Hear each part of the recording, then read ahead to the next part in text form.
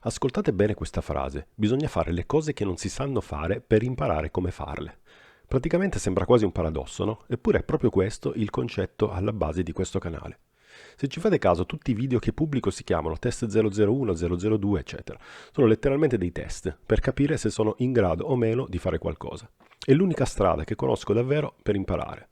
È un concetto che applico ovunque, anche nella vita quotidiana e lavorativa. Ho una figlia di 9 anni e non so se ci avete fatto caso, ma in quest'epoca storica uno dei problemi più grandi degli adolescenti e dei ragazzi è che hanno paura di fare le cose che non sanno fare. E perché? Perché hanno paura di sbagliare, hanno il terrore dell'errore. È una delle peggiori cose che può capitare durante la crescita. E non parlo di crescita solo a 9 anni o 10, ma anche a 30-40 si cresce. Perché è proprio sbagliando che si impara. Probabilmente viviamo in un'epoca in cui il giudizio degli altri è valutato troppo, conta troppo. Io lo dico sempre a mia figlia, non devi preoccupare del giudizio che hanno gli altri di te. Quello che conta davvero è il giudizio che noi abbiamo di noi stessi.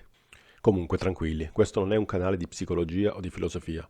Tutto questo discorso mi serviva solo per introdurvi il motivo per cui oggi ho questo oggetto tra le mani.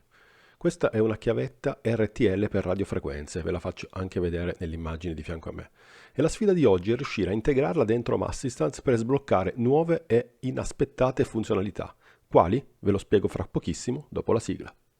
Prima della sigla volevo invitarvi a iscrivervi al canale, attivare la campanella e lasciare un mi piace a questo video. So che per voi è un piccolo gesto gratuito, ma per me fa davvero una grande differenza.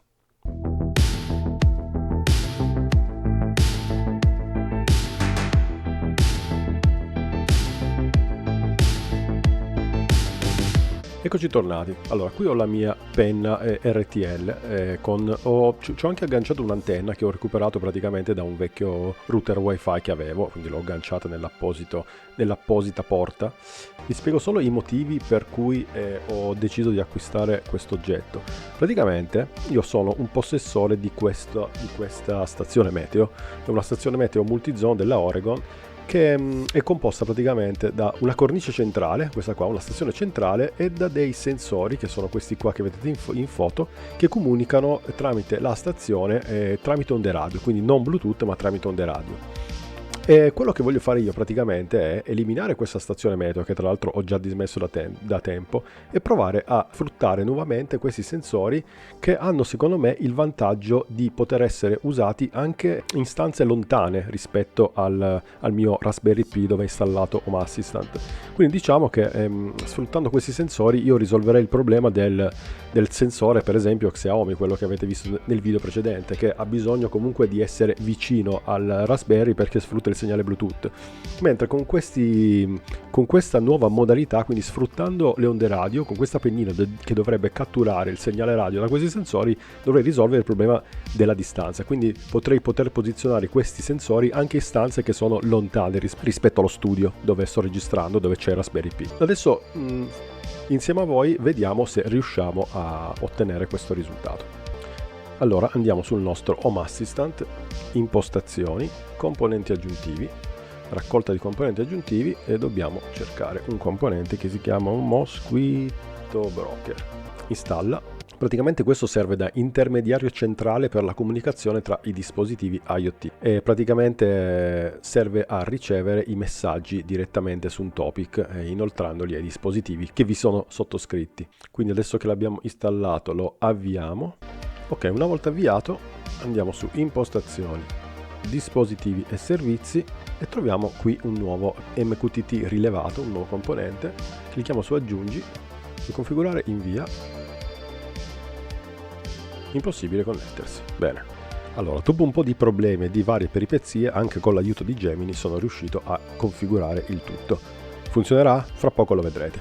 Quindi la prima cosa da fare è andare su componenti aggiuntivi, come dicevo prima, e installare Mosquito Broker, che è praticamente il broker di messaggi che fa da tramite tra i messaggi inviati e recepiti dalla chiavetta RTL, e fa da tramite praticamente per passarli nel motore di Home Assistant. Su Mosquito Broker dovrete fare una cosa particolare: oltre ad installarlo ed avviarlo, dovrete aggiungere un utente di login. Questo utente di login vi servirà poi a breve. Basta andare qui su aggiungi, si apre il form con username e password e si clicca su aggiungi. Ovviamente segnatevi sia l'utente che la password che avete appena configurato.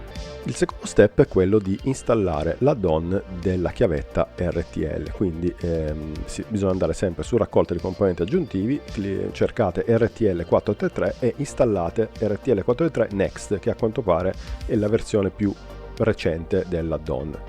E anche qui andate qui, fate installa, fate avvia, eccetera eccetera.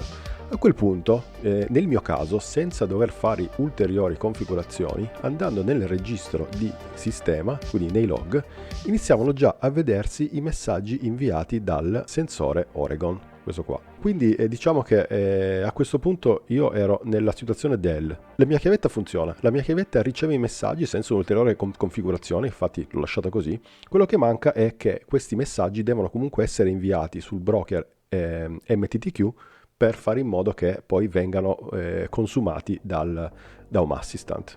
E per far questo praticamente bisogna andare sempre su impostazioni, componenti aggiuntivi, installare se non lo si ha il file editor, che è un add-on praticamente utile per poter modificare i file di configurazione direttamente sul disco di Home Assistant praticamente. E quindi si entra qua, si va sull'interfaccia utente web e praticamente si crea un nuovo file direttamente da questo menu, new file, che si chiama rtl433.conf. E praticamente in questo file voi dovete inserire queste due configurazioni. Praticamente quello che ho fatto io è inserire la configurazione che permette di passare l'output del messaggio verso Mosquito. E qui vedete la stringa di output. Come vedete qui ci sono lo user e la password che avete configurato precedentemente. Poi diciamo che io ho mantenuto anche quest'altro output, che praticamente è l'output via log, via stdout diciamo, ed è quello che vedevamo prima appunto dal registro dell'add-on RTL.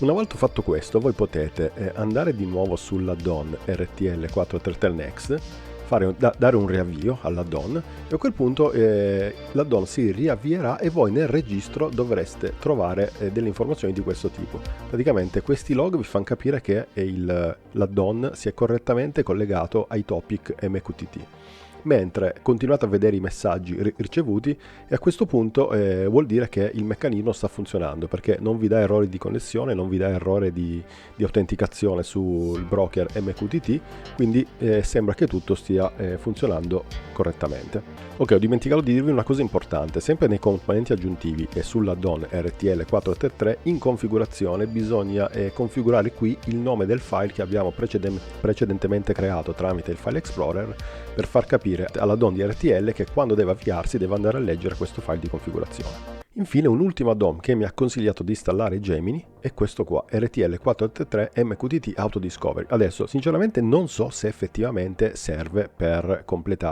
chiudere il cerchio, diciamo.